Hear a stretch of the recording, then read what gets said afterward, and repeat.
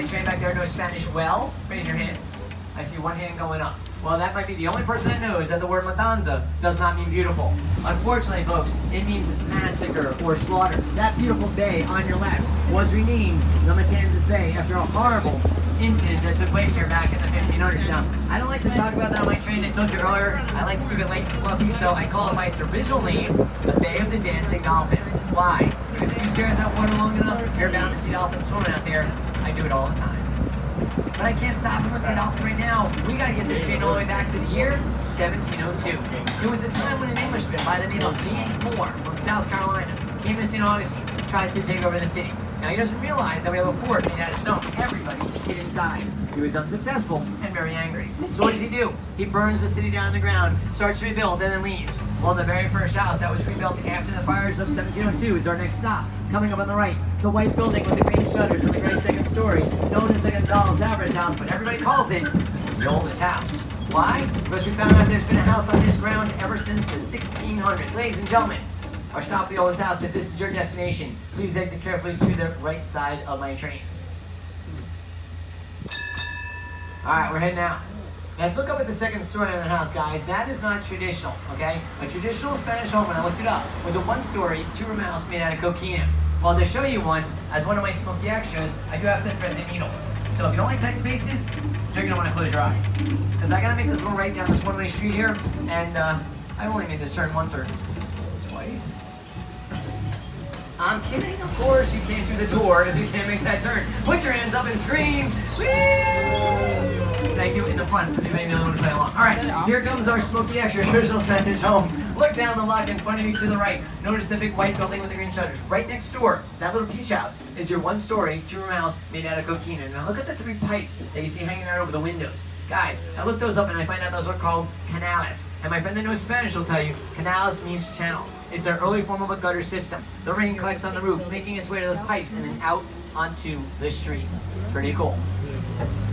And check out this Smokey Extra right in front of you, the Chechi house, the white house with the flag on it. Now, almost everybody in St. Augustine claims that is a Sears catalog home. When you buy up a magazine, they send it to the mail. So of course I gotta look that up and I find out those do exist. Then I look up that house and find out it's not one of them. Guys, that is an 1800s home that was slated to be torn down at one point. If they tore it down, they were going to put the Sears catalog home there, but they never got the chance. Why? Because the residents of St. Augustine protest, and instead of destroying that house, they restore it, and that's when we say, yay, protesters! Or check out this Smokey Extra on your right. This used to be a bunch of thatch roof huts, a Franciscan priory back then known as Our Lady of Immaculate Conception. Well, when the British come, they burned down the huts. They built this huge military barracks. It's still a military barracks. That's right, folks. St. Francis Barracks on your right is home to the headquarters of the Florida National Guard. Go Guard. And if you're looking for the National Cemetery, look out to your right. Follow Marine Street all the way down past the barracks. You'll see a white fence on the right-hand side. That is our National Cemetery. It is open to the public. You'd like to go down there between the hours of 9 and 4, I believe. Across the water, you'll see a black and white striped building with a red roof on it. Guys, if you're looking for some activity, climb to the top of the lighthouse.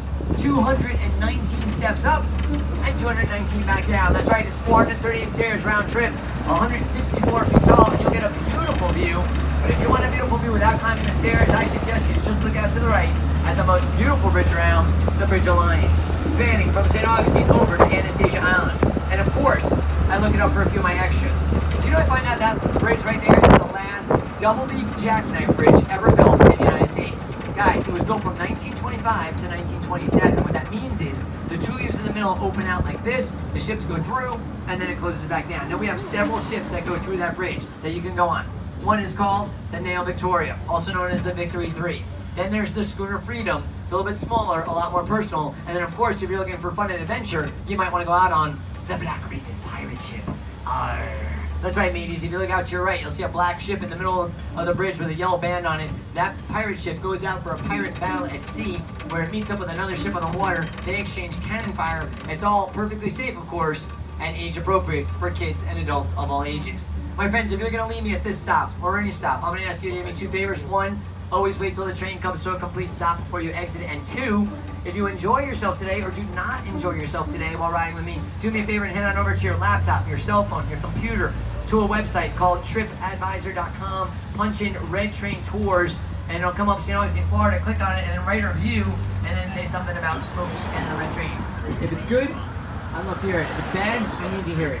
I take all comments and criticisms to heart.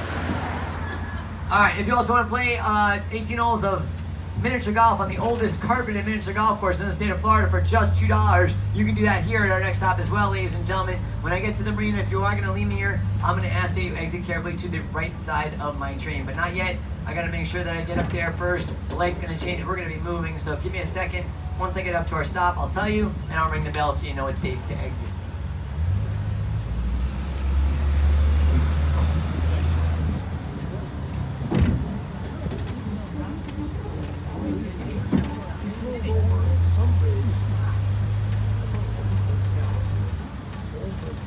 Alright, my friends, we're going to stop here.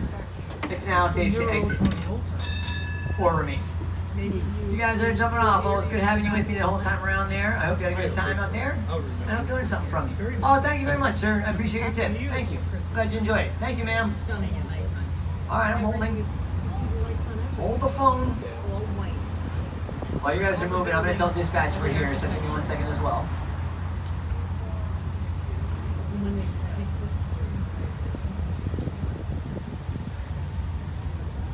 You guys good?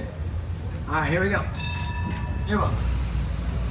Now, my friends, believe it or not, we are about to begin our journey north with our next stop being the fort. And to get there, we're going to talk about a few fun things here and some history along the way. Like this yellow building on your left used to be owned the Potter's Wax Museum all the way up until 1983. It housed over 165 wax figures inside. And before they moved them out, they filmed a movie inside called The House of Wax, starring the late, great Vincent Price. Well, now they've turned that building into a restaurant. It's called A18 Elwer. It's got a little bit of a Cajun feel to it. Great view from the balcony. While you're sitting up there, you might be looking out over to the right at the bay and the Bridge of Lions, and you might be saying, gosh, I wonder why they call it the Bridge of Lions. Folks, you don't have to wonder. That's why I'm here. If you look out to your right, you'll notice at the foot of the bridge these two beautiful stone lines on your right. Well, of course, I look up those lines for a few of my extras and find out they are not typical stone. Those are Carrara marble lines, and they were quarried from the same quarry as the original statue of David in Italy. But I also found out that those lines have names. That's right, guys, when you're looking at the bridge from this side, the one on the left is called Firm, the one on the right is called Faithful, and they were given to us by a once prominent figure in town by the name of Dr. Andrew Anderson. Now, don't worry if you don't recognize that name. He was once the mayor of St. Augustine. His dad, with the same name, was a personal physician to Henry Morrison Flagler. Now, not only did he give us those lines on the left, he gave us that flagpole at the American Legion on your left. He also gave us the statue of Juan Ponce de Leon on your left, standing there pointing to the north. Alright, we're going to make our way north, and as we do, we're going to be passing by that beautiful body of water known as the Matanzas Bay, and on the other side of it, of course, is Anastasia Island. Now, folks, Anastasia Island is where all the coquina that you'll find here in St. Augustine came from. But remember, that quarry has long since been closed. But before they closed it, they built our next stop. It's said to be the largest fortress in the United States ever made out of coquina. Our fort in front of us is our 10th fort. Now, we had 9 prior to this one. They were all made out of wood. In 1672, they start to make this one. They don't finish until 1695. Why does it take 23 years to build a fort? Well, maybe because there's over 400,000 blocks of coquina just in the fort alone. Or maybe it's because of my Smokey Extra. I find out each and every one of those blocks was cut and set by hand. You heard me right, folks. The walls on the basement alone are said to be 19 feet thick. Why? Because they weren't sure how it was going to handle cannon fire. But they found out, because in 1702, when James Moore came to attack, this was the fort they were hid inside him. This is the fort that made him so angry, he burnt the city down to the ground and then left. This fort, ladies and gentlemen, has never ever been taken in battle, but this fort has been traded several times. Ladies and gentlemen, this fort is called the Castillo de San Marcos, but as you can tell, it's often referred to as the fort. The Castle of St. Mark's, ladies and gentlemen, it's a national park. If you have a national park pass, you get in for free as we stop here at the entrance to the Castillo de San Marcos. All right, it is now safe for anybody who might want to exit here at our fort. All right, guys, I think this is where I dropped you up yesterday. Have a good time out there. We'll see you later on. Oh, a few more people jumping off here. All right. Thank you very much, Smokey. You're very welcome. I'm glad you had a good time out there. Hopefully I taught you something about our beautiful city here.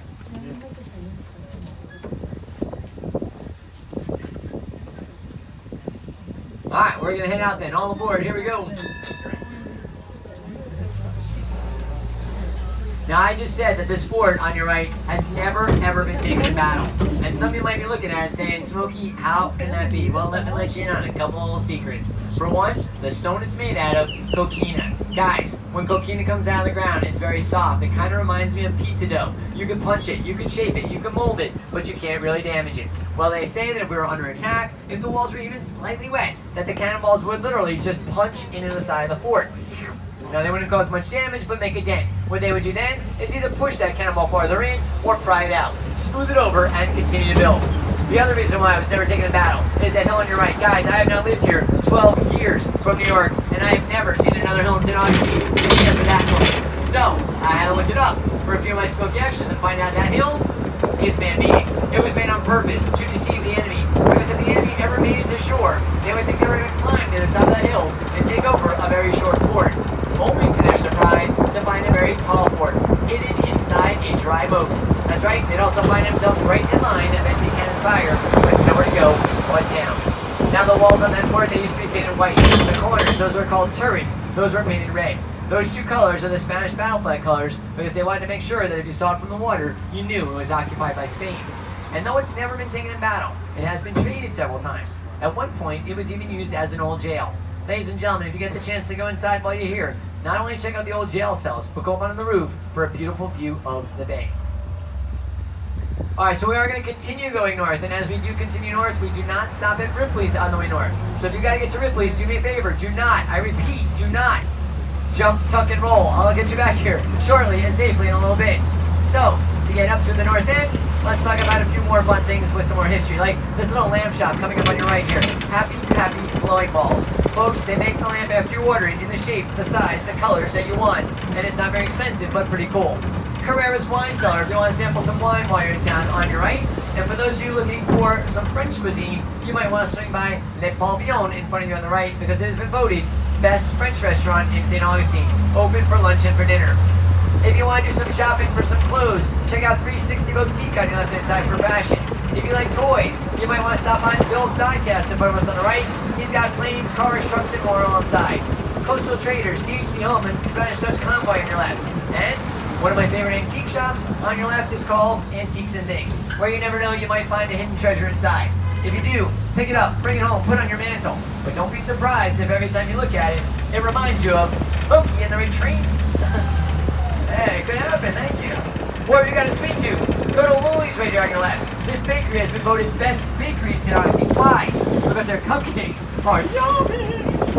Sorry, they're really good. You might want to check them out. Now I can't stop at Lily's, but I can stop pretty close. I'm about to stop at what is said to be the most significant historical stop of our journey. Ladies and gentlemen, out to your right, you'll notice the very large cross out there in the distance. That cross, we're going to get a little bit closer to it, marking the spot where the young Spaniard by the name of Don Pedro Menendez of Abilene, Spain would come ashore. Now, the date was September the 8th. The year was 1565. And when he comes ashore, he meets up with a priest, Father Francisco Lopez Grajales. They put together a massive altar and then celebrate the very first Catholic Mass in the United States right here. That cross stands in at 208 feet tall. It is stainless steel. It's a freestanding cross. It's also said to be the tallest freestanding cross in the Western Hemisphere. Ladies and gentlemen, we'll stop opposite the cross at the Mission Nombre de Dios, which stands for In the Name of God, or stop, where it's now safe if you'd like to exit or remain. All aboard.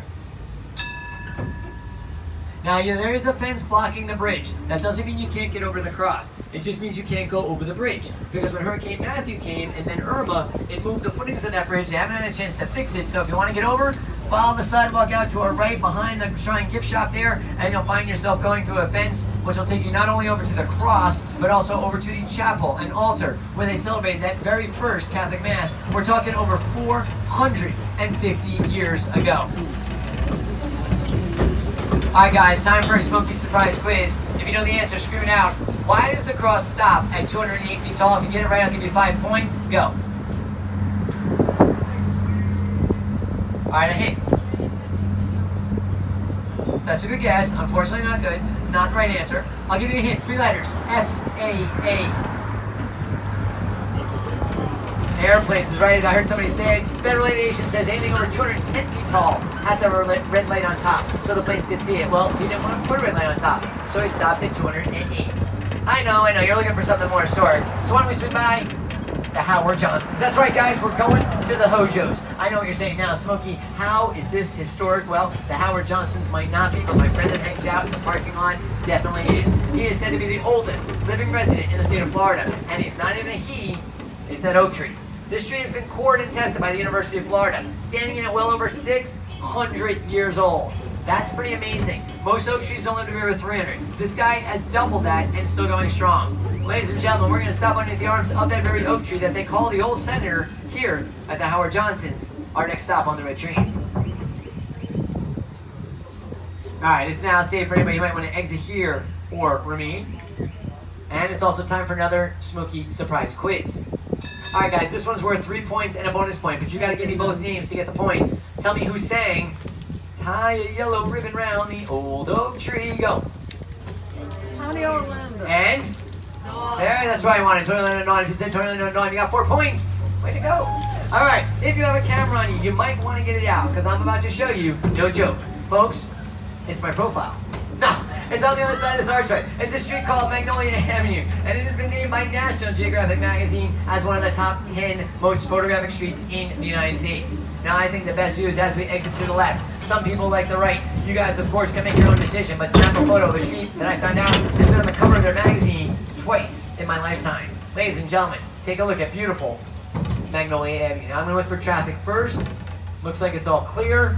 Oh my gosh, it's really clear. Take a look at that view. Oh, that truck just pulled on in. Take a look at that view. Now don't worry, my friends in the back, I'll get you up here in just a second. We're letting our friends up front snap away here. And since there's nobody behind me, I can go nice and slow. Now some of you might be saying, wait a minute, Smokey, why do they call it Magnolia Avenue? I don't see any am I that way?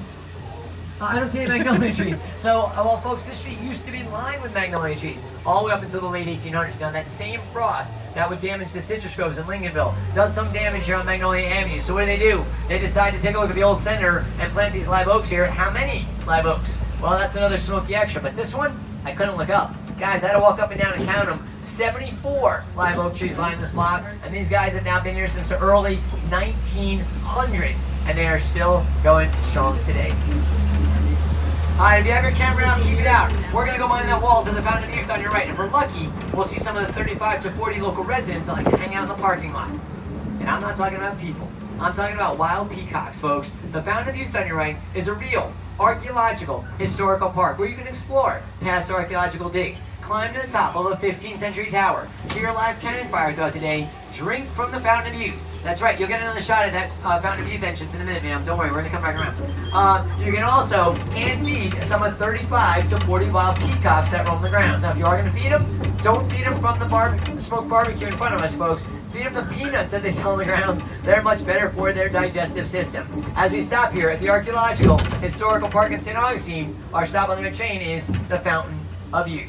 If this is your destination, I'm going to ask you to exit carefully to the left side of my train as I get to a stop here, where it is now safe to exit or remain.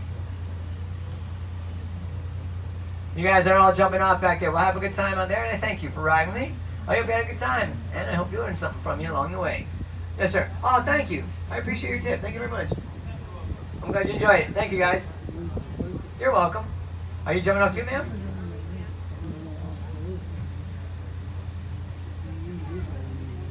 You guys have fun out there as well? Wow, everyone's jumping off here. Alright, good. Stick with me. I can't talk to myself the whole time. Yeah. Were you going back to the headquarters? Thank you very much, sir. I appreciate that. One is the old jail, and then the other one is just a sugar mill, which is a ticket booth, and then the headquarters. You saw pretty much everything. You're very welcome. I'm glad you guys enjoyed it. Have a good day out there if I don't see you. Alright, let me tell dispatch I'm here. Oh, hang on, more people are jumping on. Are you just moving? Rearranging? Drop something. Drop something, okay. Thank you. Alright, let me tell dispatch, hang on.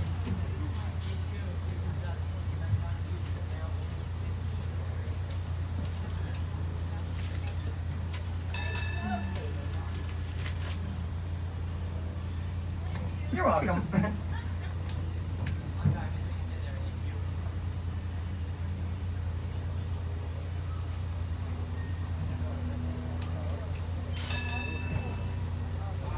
Let's keep our eyes peeled. We never know. We might see a wild peacock out here somewhere. Sometimes they're on the grass on the right. Other times they're up on these tree branches. Here. They sound like cats. That's the wild peacocks. Sometimes they're up on these trees. I don't know if even sometimes they hang out on the roof of this building. This houses the fountain of youth inside. And other times we don't see any and people will think I'm a liar. But they are here. It's just a matter of where they might be hanging out. On your left you'll notice these two dome structures. That one is a two-story blacklit globe in it. This one's a planetarium. Both of them showing you how the young Spaniards made their way here to what was then called La Florida, or the land of flowers.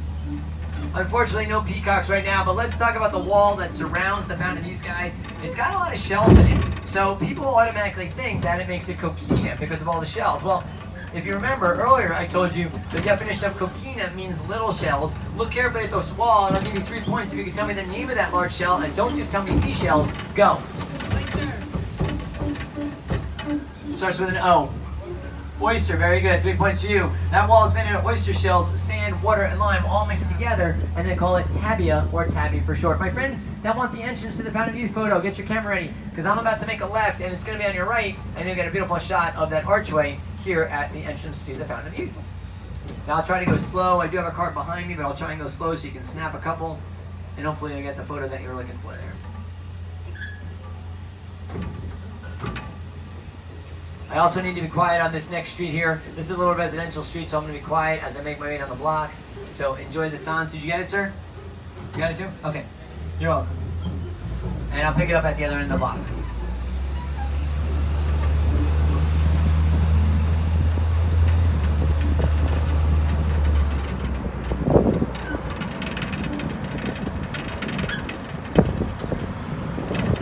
Check out this Smokey extra. Not very historic, but fun to look at. Look.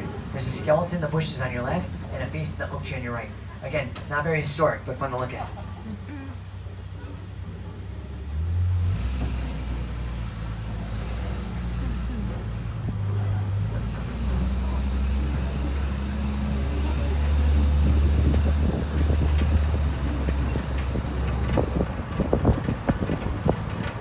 Alright, remember on Magnolia Avenue you saw that stuff hanging off the trees? Guys, if you look out to your right, you'll see something right here. What's the name of this green stuff called that hangs on the trees? Not just moss, but Spanish moss. Very good. If I heard somebody say it back there, 3 points for you. Way to go. Well, guess what, guys? I wanted to find out where the name Spanish moss came from, so I looked it up for a few of my extras. You know what I find out?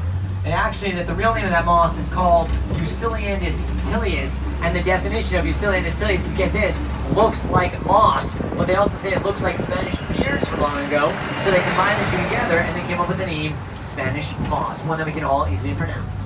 Our next stop on the red train is going to be the old jail. That building in front of you with the scaffolding on it was our real jail until the 1960s, 50s conversion. Now it's a museum where you can go inside and see what it was like to be a prisoner of the day. The men were kept upstairs, the females were downstairs, and to the right, the sheriff would stay with his family just a few yards away. Ladies and gentlemen, our stop is not only for the old jail, but also for Gator Bob's Trading Post, a little gift shop, and a spice and tea exchange. As we stop here at the jail, it's now safe for anybody who might want to exit or remain.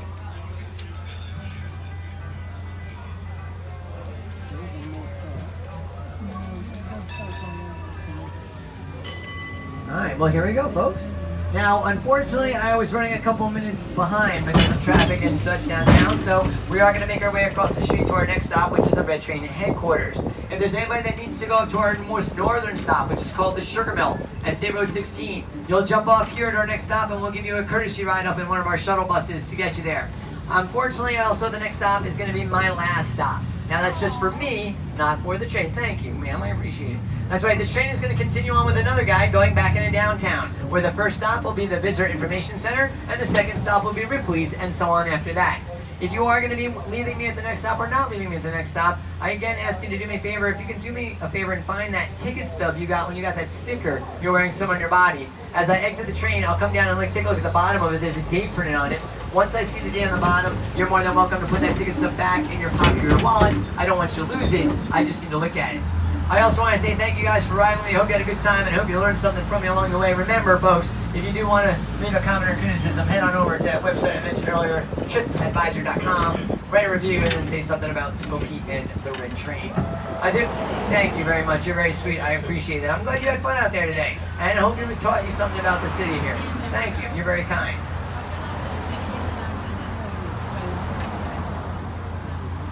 Really? Oh my gosh. That's flattering. Thank you. I really take that to heart. I love that because I really do work hard to make my tour fun and exciting and interesting at the same time. And I'm glad that you had a good time. That really means a lot to me. So I appreciate you telling me that. No, ma'am. I'm just going inside for a little bit of a break, and then I will be back out later on. I have 2 more trips today. My next trip out is at 12:50 and then 2:50. So if you're going to be downtown anywhere, wandering around, look for me, and I'll make sure I pick you up. All you got to do is scream out, Smokey! I'll pick you up. Yeah, just make sure you're near one of my stops, okay? I can't do it in the middle of San Marco.